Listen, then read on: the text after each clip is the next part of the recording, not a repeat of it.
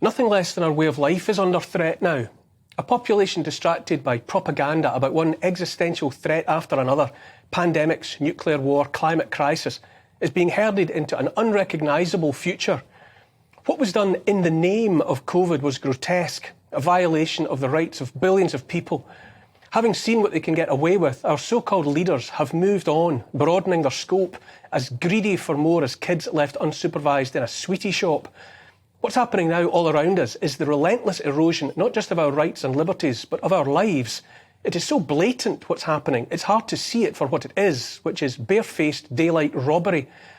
After COVID, the C word that's supposed to be on everyone's lips, drummed into us night and day by the same complicit media that drives everything else, is climate.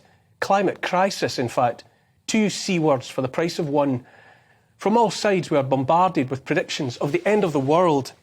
Predictions, remember? Computer modelling, the crystal ball gazing of the scientific world. If you believe the predictions and the science, by which I mean the pronouncement of scientists and global corporations, the same corporations champing at the bit for all the government grants and contracts to get all tooled up for making expensive wind turbines, solar panels, liquid hydrogen processing plants, and all those batteries, gazillions of batteries filled with the Earth's rarest metals and minerals. The important word to notice there is rare, in that if they're rare now, what's it going to be like in 20 years' time when all the existing stuff needs replaced and multiplied in number by a factor of 10 or 100 or 1,000? If you believe that science unquestioningly, if you can't or won't see vested interests at work, it may already be too late for you. We're to sacrifice everything on the promise of jam tomorrow, pain for a decade, until the as yet non-existent technology is invented and fills all the yawning gaps. Try selling that business pitch on Dragon's Den. I don't know what I'm going to invent, but if you give me all your money, your way of life and your children's futures, this time next decade we'll all be farting through silk. They get away with it because of the message relentlessly pumped out. The message pumped out morning, noon and night that we filthy, mostly white creatures of the West have, with our greedy consumption of fossil fuels since the Industrial Revolution, all but set the world on fire. If we don't stop now, or preferably yesterday, they squeal, the blue planet will shortly be a blackened lump of charcoal, leaving only a smoking trail as it hurtles lifeless through the universe. By now, generations of people in the West have been raised to accept this grim premonition as holy writ. Children are crying themselves to sleep at night on account of their certainty that the planet won't continue to exist long enough for them to grow up.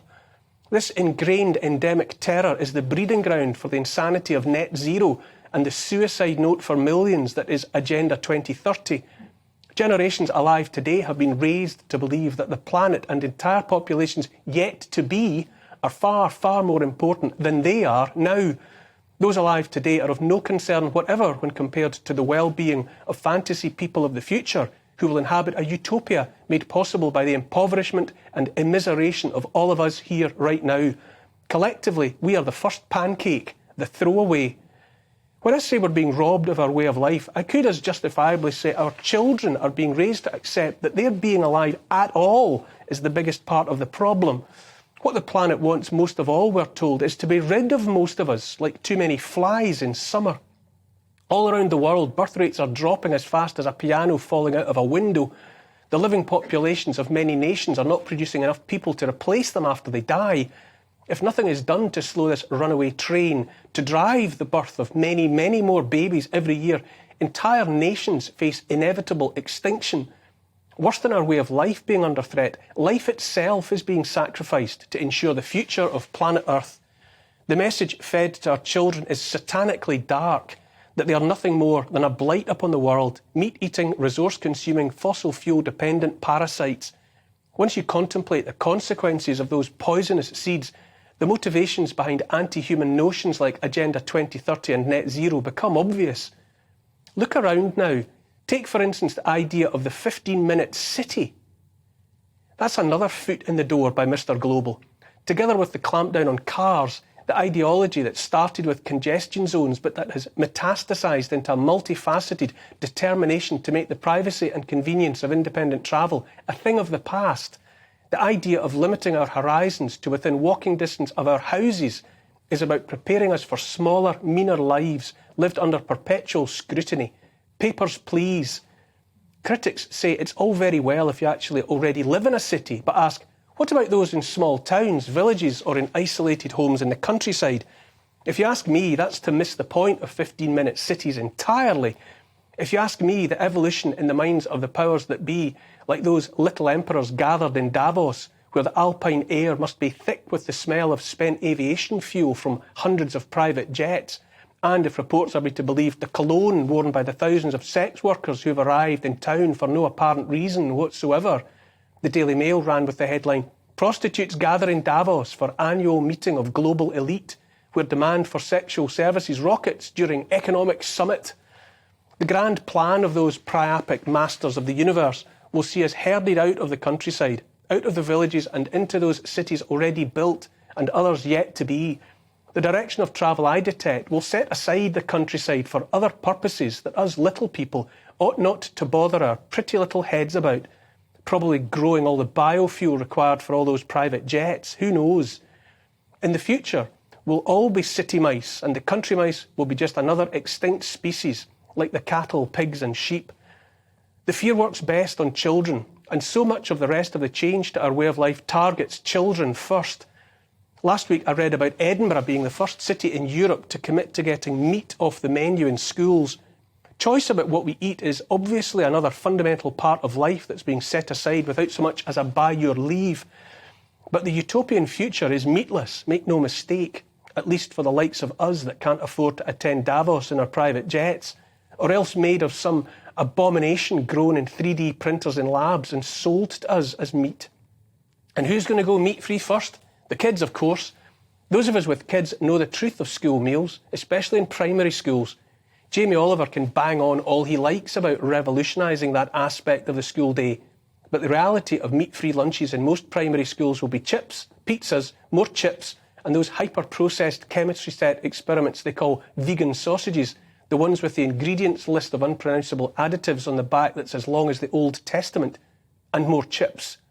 Like rising damp that creeps or an airborne virus, new laws are being conjured into existence all around us, all of them shaped to profoundly alter our lives while we're conveniently distracted by a suspicious new pathogen and the threat of Armageddon caused either by nuclear war or the planet bursting into flames on account of too many burping cows and homes that are warm in the winter. As well as a way of life, old certainties dictated by nature herself are being erased.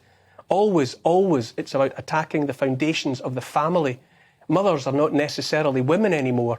Women are certainly not a sex anymore, at least not as far as our elected representatives in Parliament are concerned. In a move so fast you might break your neck trying to keep up with it, women are designated as something men can choose to be when it suits them. Less an adult human female, more a state of mind in a dress and a pair of court shoes. When I was a lad, the future was about world peace and teleporting to Mars for summer holidays. Instead, it's turned out to be about no more plane flights unless you're a billionaire, mass vaccinations, not for health but to qualify for a digital ID, burgers made of bugs, bikes instead of cars, a forever war in Europe and biological men urinating next to little girls in the ladies' toilets. The reams of new legislation are creeping up on us from all sides. They've demonised those on strike just in time to secure public support for new laws against striking. Oil billionaires funded the climate crisis glue-downs and soup-throwing performances in art galleries just long enough to usher in new laws limiting the right to public protest. Sliding in as well is the online harms bill, a full-throated attempt to take freedom of speech by the scruff of the neck and throw it down the waste chute as well. The World Health Organization, second biggest funder, the Bill Gates Foundation, don't forget, together with member states, is working towards a new pandemic treaty that might mean the next time, and Gates has put a hard pencil line around the year 2025 in which he predicts there will be a real doozy, it will be the WHO and not the elected governments of sovereign nations that call the shots when it comes to vaccine mandates, lockdowns, travel restrictions and all the rest. They're legislating about how we heat our homes, or rather how we don't heat them. Heat pumps that everyone with even a sketchy understanding of the laws of physics and the nature of the climate in the northern latitudes knows won't work. No more gas boilers. How long before they really do come for the wood burners, the coal fires and the gas stoves as well? How long before they decide they really will deny us every last one of the things that give us independence, herding us away from a past in which our heating and cooking is powered by fuels that can't be cut off remotely with just the flick of a switch on a smart meter? How long have we got? Health, freedom to move around our towns and around our world, the right to protest and dissent, the right to withhold our labour, freedom of speech, the nature of the food we eat, the right to refuse to accept a medical intervention, what it means to be women and men. The race is on. Our so-called leaders, all pumped up on the adrenaline of lockdowns and mandates, have sprinted out of the blocks for the ultimate round of supermarket sweep. Into their trolleys they plan to heap every last aspect of the lives we have had. They think they've got us scared enough to accept the whole damn lot of it. Here's the thing, I'm not afraid of them.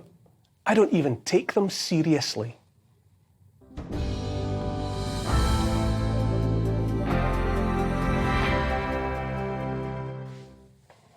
All of that's my opinion, of course, and you're free to disagree.